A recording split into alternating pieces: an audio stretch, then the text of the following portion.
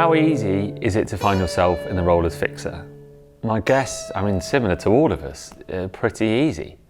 You can often find ways that things can be rectified or helped, and with the perspective and knowledge put things into place to make the necessary changes. However, what happens when we are not there to fix?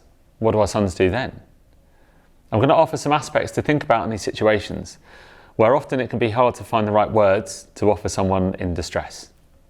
Firstly, focus on calming yourself first. Whatever you do to regulate yourself, do it. Take a breath, do a little shake, get a glass of water.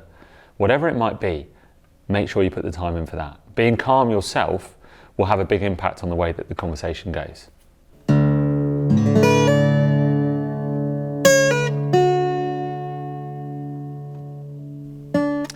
Secondly, look, less is definitely more. Let them fill in the space and tell their story. Try not to give into the urge to share your own experience or move the conversation away from their experience. Stay with them.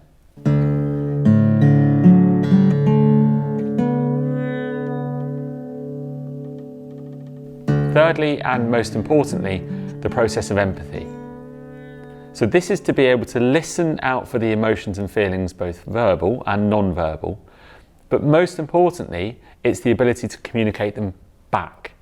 It's the only way that they'll know that their feelings and emotions have been acknowledged.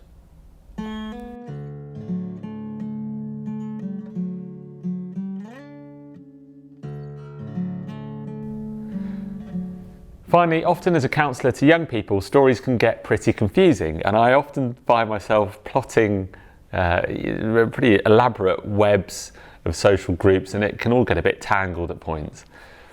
To say that you don't understand something is not a problem. On the contrary, in my experience, I often find that if I'm honest with this, then actually the other person hears that I want to understand. And that's because I really do. But in that moment, I might be struggling to stay on track. Rarely is it a problem to say, actually, look, I've lost this a bit.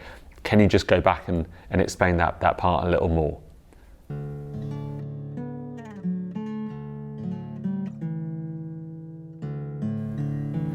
When it comes to emotional pain or distress, it's very unlikely that you will have the right words to say. Remember that the fact that you're sat beside, willing to hear, observing and noticing the person's feelings is enough.